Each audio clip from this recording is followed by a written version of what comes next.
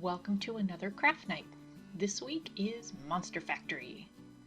To do this craft you will need paper and pencil, some fabric, I'm using felt but you can use anything, a needle and thread, and some polyfill or another stuffing just to plump up your monster.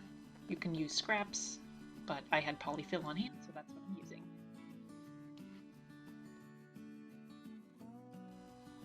The first thing you want to do is make a pattern for your monster. As you can see, I kept mine pretty simple because you're going to have to stitch all the way around and you're going to be giving yourself about a 1/4 inch of seam allowance.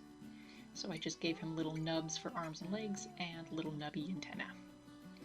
If you have a steady hand, you can go ahead and trace around your entire design about a 1/4 inch out, as I'm doing here. Or if you don't have a steady hand, you can go ahead and do this trick, which is to hold 2 pencils close together like this.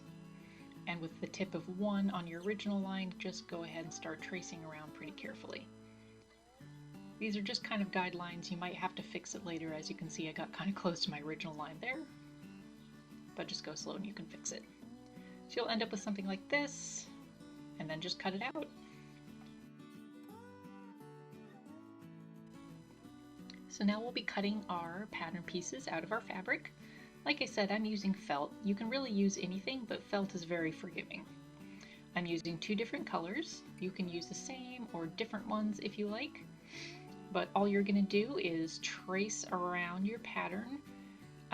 Since we're tracing around in the seam allowance, it's just fine to use a Sharpie. You can also use chalk. There's special tailor's chalk for this, but a Sharpie works. Once you have one pattern piece traced, you're going to do the back side of your monster. And to do that, you just want to secure the 2 halves together. You can use pins for this, but I'm using binder clips because that's what I had on hand. So pin it together, just make sure you leave yourself space to cut out around them so you don't have to move them around too much. And then cut it out. As I said, felt is very forgiving. You don't have to hem it or anything like that. And it's perfect for little monsters because it's cuddly.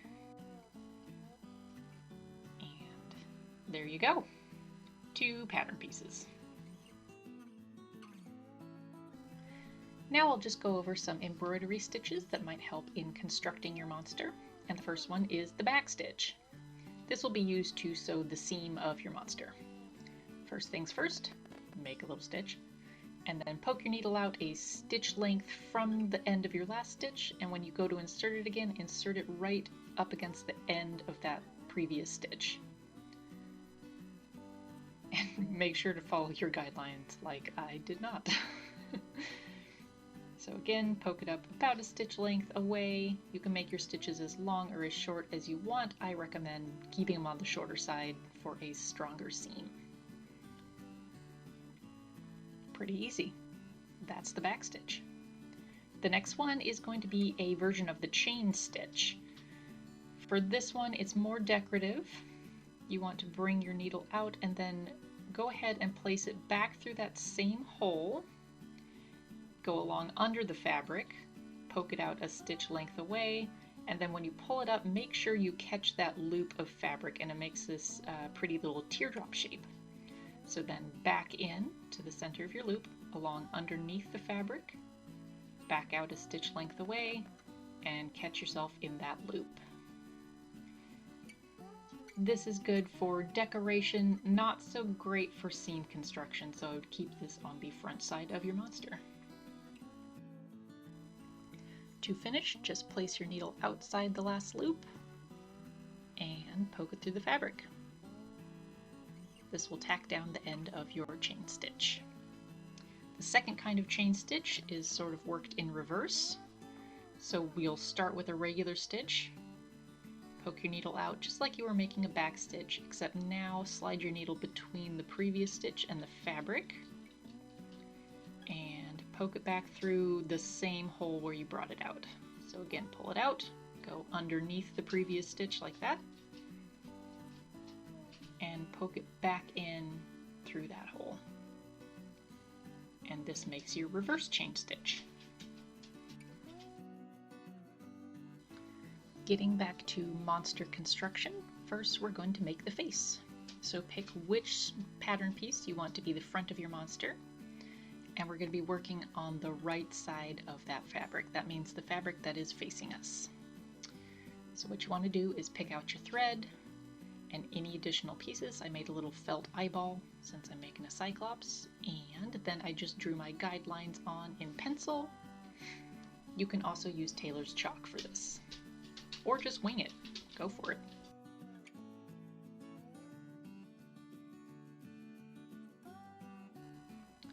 Next, I'm going to add some details. This is actually just a satin stitch, which I didn't show you, but it's simply stitching back and forth across a shape to fill it in. All you have to do is make sure your stitches are very close together.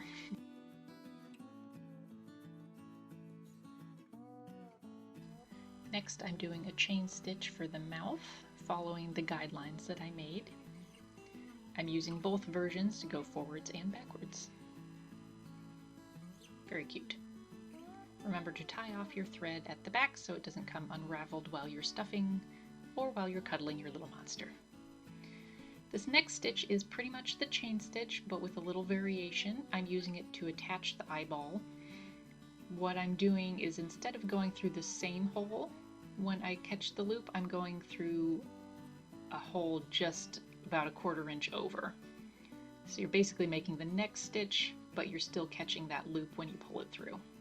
This is really good for attaching applique because it kind of creates a bound edge so you don't have too much fraying if you're using a fabric that is more like cotton. So here is my little monster. I added some back stitch to his little antenna there. I did a satin stitch for his pupil and tied it off. And then I just did the chain stitch for the mouth, as you can see, and a simple running stitch that's just in and out for his little heart. Very cute. So now we're going to construct our monster. So make sure that you have the right sides of your fabric facing each other. That's the sides you want facing out in the end. So put those together and we'll be stitching our monster together inside out. So again, I'm going to fasten the 2 halves together with my binder clips. You can use pins. This is just to make sure that they stay neat and tidy while you're stitching them together and you don't have any weird gaps or puckers in the felt or whatever fabric you're using. Nice and secure. So to stitch it together, I'm going to use that back stitch that I showed you. And it's worth it to go slow on this just so your lines are nice and even. And do make sure that you're catching both sides of fabric when you make that stitch so you don't have any little surprise gaps.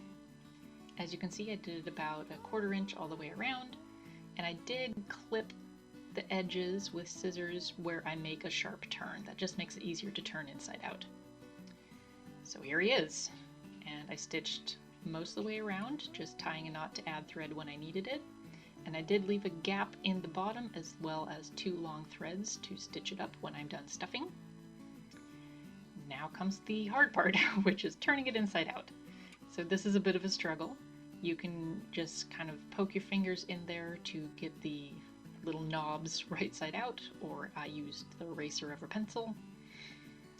And now we're going to stuff him. I used polyfill. You can use fabric scraps or yarn scraps, whatever you have on hand. I just happen to have polyfill. And then just kind of get to stuffing. Again, you probably want to fill in his little arms and legs and his little antenna first, just to make sure you get the stuffing all the way in there. Again, you can use a pencil eraser or a chopstick to really get it in there tight. You want to pack him pretty tightly because he'll, get squished a lot. So once you have his extremities stuffed, you can start stuffing the middle. There we go with the pencil eraser. And he is ready to close up. And for that, I will show you the ladder stitch, which is a mostly invisible stitch that you can use to close any stuffed animal or anything like that. So what we'll do is we'll slide the needle along underneath one side of the fabric for about 1/4 inch, and then switch to the other side pretty much straight across from your previous stitch. And Then slide it underneath the fabric again, about 1/4 inch, like so. And you can pull it tight as you go. Kind of makes it easier than pulling it tight when you're all done. Again, insert about 1/4 inch and pull it tight.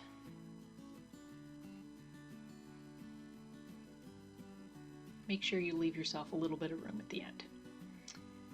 Okay, then you stitch the last stitch, and then you're going to want to tie it off, like so. And since we're not too worried about a polished finish, I'm just going to clip the ends there with a little knot, and he's all done. I hope you enjoy your new little buddy. Feel free to customize yours however you want. You can add buttons or different stitches. It's just kind of a fun project to customize, make it exactly how you want it. And there you have it. I hope you had fun today. If you liked this video, feel free to subscribe to the Wesleyan Public Library's YouTube channel and click the bell for updates.